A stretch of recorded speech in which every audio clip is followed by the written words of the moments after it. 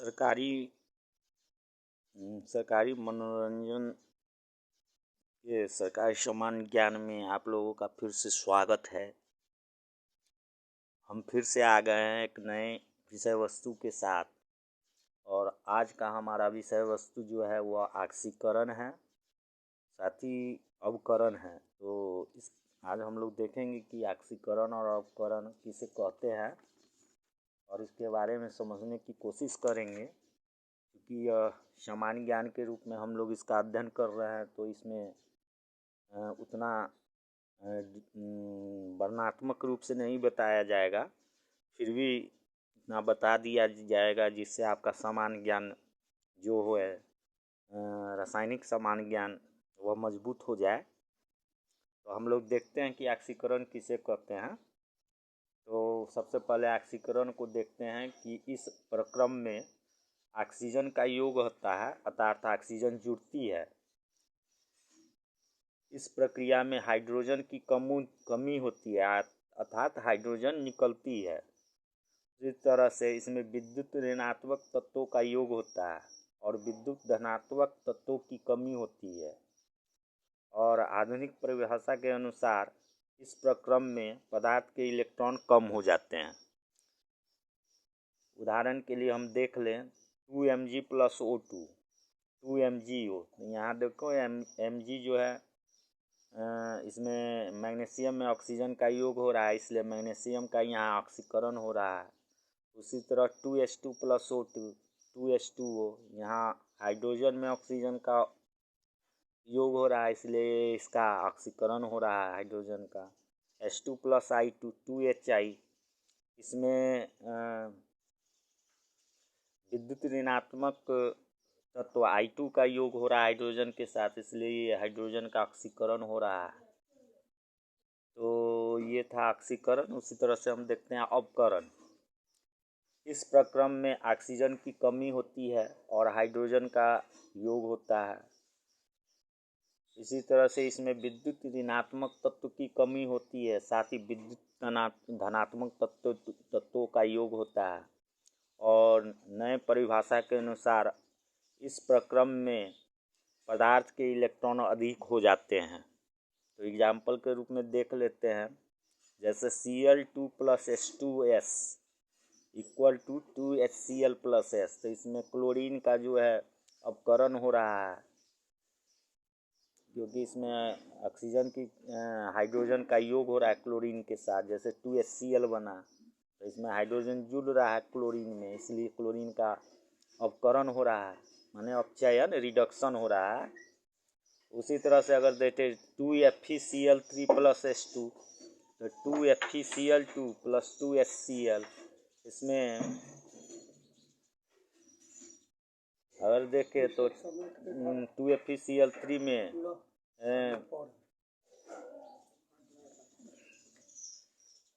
विद्युत धनात्मक तत्व का योग हो रहा है, 2FeCl2 बन रहा है, तो विद्युत धनात्मक तत्व का योग हो रहा है, इसलिए इसका कह सकते हैं कि 2FeCl3 का अवकरण हुआ है। यह एक जनरल माने सामान्य परिभाषा था ऑक्सीकरण और अवकरण, ऑक्सीडेशन और रिडक्शन का। अब आयनिक सिद्धांत के आधार पर देखते हैं कि ऑक्सीकरण और अवकरण की परिभाषा कैसे दिया जाता है। तो ऑक्सीकरण मतलब वह प्रक्रिया है जिसके फलस्वरूप किसी आयन पर धन आवेश बढ़ जाता है या ऋण आवेश कम हो जाता है। उसी तरह रिडक्शन या अवकरण वह प्रक्रिया है जिसके फलस्वरूप आयन पर ऋण आवेश बढ़ जाता है और धन आवेश कम हो जाता है। तो ये था आयनिक सिद्धांत के आधार पर।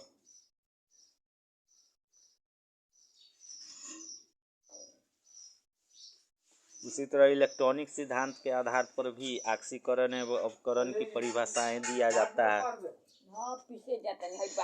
ऑक्सीकरण वह रासायनिक प्रक्रिया है जिसमें कोई परमाणु आयन इलेक्ट्रॉन का त्याग कर उच्च विद्युत धनात्मक अवस्था या निम्न विद्युत ऋणात्मक अवस्था में परिवर्तित हो जाता है। और अवकरण को परिभाषित करते हैं, अवकरण वह रासायनिक प्रक्रिया है जिसमें कोई परमाणु या आयन इलेक्ट्रॉन ग्रहण करके निम्न विद्युत धनात्मक अवस्था या उच्च विद्युत ऋणात्मक अवस्था में परिवर्तित हो जाता है। अब हम लोग देखेंगे आक्सीकारक, ऑक्सीडाइजिंग एजेंट और अपकारक के बारे में जानकारी लेते हैं।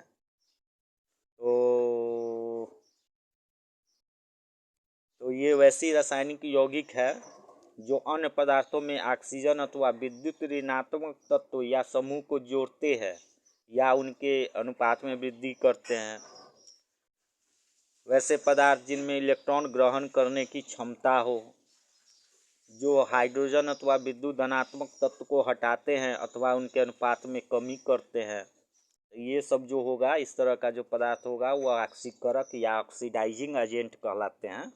अब देख लेते हैं कुछ प्रमुख ऑक्सीकारक पदार्थ सब कौन सब है। तो जितना भी सभी अधातु अपवाद में कार्बन, हाइड्रोजन एवं फास्फोरस को छोड़ के धातु के ऑक्साइड, धातु के लवण, हाइड्रोजन पर oxide H2O2, manganese dioxide MnO2, nitric अम्ल HNO3, ozone O3, potassium permanganate KMnO4, potassium dichromate K2Cr2O7, H2CrO4, Na2Cr2O7 इत्यादि यौगिक सब जो है वह ऑक्सीकारक पदार्थ के रूप में काम करते हैं।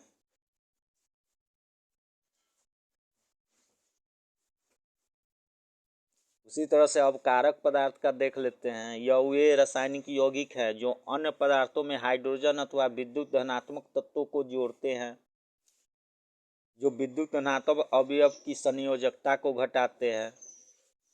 वैसे पदार्थ जिनमें इलेक्ट्रॉन त्याग करने की क्षमता होती है, जो ऑक्सीजन अथवा विद्युत ऋणात्मक तत्वों को किसी यौगिक से निकालते हैं, तो ये सब जो पदार्थ होगा इस तरह के गुण वाले वह कहलाएंगे अपकारक या रिड्यूसिंग एजेंट। तो कुछ प्रमुख अपकारक पदार्थ सब जो है उसका नाम हम लोग देख लेते हैं। जैसे जितना भी धातु हो गया और धातु एवं धातु के हाइड्राइड हो गया, ये सब जो है ना अपकारक पदार्थ के रूप में काम करते हैं। जैसे Na हो गया, CaH2 हो गया। उसी तरह से धातु के लवण जैसे ferrous chloride, ferrous sulphate, cuprous sulphate आदि, हाइड्रिक एसिड हो गया HBr, HiH2 आदि। उसी तरह से sulphide, bisulphide, sulphide, bisulphide, nitrite, carbon, hydrogen, phosphorus, stainless chloride SnCl2 जिसको कहते हैं, और कार्बन मोनोऑक्साइड, ये सब जो है अपकारक पदार्थ के रूप में काम करते हैं। अब कुछ पदार्थ जो है वह ऑक्सीकारक एवं कारक दोनों जैसा आचरण करते हैं। जैसे सल्फर डाइऑक्साइड हो गया, SO2 हो गया, हाइड्रोजन पर ऑक्साइड हो गया, H2O2 हो गया, ओजोन हो गया, O3 हो गया, नाइट्रिक अम्ल हो गया, HNO2 हो गया। तो ये सब जो है दोनों तरह का काम करते हैं। कभी यह अपकारक के रूप में काम करेंगे तो कभी ऑक्सीकारक के रूप में काम करेंगे। अब देख लेते हैं रिडॉक्स अभिक्रिया। वैसी अभिक्रियाएं जिनमें ऑक्सीकरण एवं अपकरण दोनों क्रियाएं साथ साथ होती है, या वैसी अभिक्रियाएं जिनमें इलेक्ट्रॉन का त्याग एवं ग्रहण दोनों होता है, रेडॉक्स अभिक्रियाएं कहलाती है। उदाहरण के लिए सोडियम धातु एवं क्लोरीन गैस के बीच अभिक्रिया के फलस्वरूप सोडियम क्लोराइड बनता है। इस अभिक्रिया में क्लोरीन में चूंकि इलेक्ट्रॉन ग्रहण करने की क्षमता है तो वह ऑक्सीकारक है, सोडियम में इलेक्ट्रॉन त्याग करने की प्रवृत्ति अतः अपकारक है। तो ये दोनों साथ साथ जो अभिक्रिया होता है ना, तो उसको रिडॉक्स अभिक्रिया कहेंगे। अब देखते हैं कि ऑक्सीकरण एवं अपकरण में कुछ अंतर सब क्या है, तो उसको देख लेते हैं। तो जैसे ऑक्सीकरण है तो इसमें इलेक्ट्रॉन का ह्रास होता है, जबकि अपकरण में इलेक्ट्रॉन का प्राप्ति होता है। एक दूसरे का ही उल्टा अभिक्रिया होता है। उसी तरह ऑक्सीकरण में हाइड्रोजन अलग होता है, जबकि अपकरण में हाइड्रोजन जुड़ता है। ऑक्सीकरण में ऑक्सीजन का संयोग होता है, जबकि अपकरण में ऑक्सीजन अलग हो जाता है। ऑक्सीकरण में विद्युत धनात्मक अवयव का अनुपात घटता है, जबकि अपकरण में विद्युत धनात्मक अवयव का अनुपात बढ़ता है। ऑक्सीकरण में विद्युत धनात्मक अवयव की संयोजकता बढ़ती है, जबकि अपकरण में विद्युत धनात्मक अवयव की संयोजकता घटती है।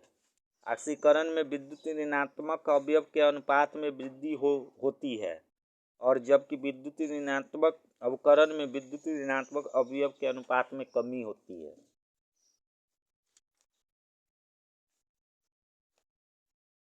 अब ऑक्सीकरण संख्या, ऑक्सीडेशन नंबर कहते हैं अंग्रेजी में।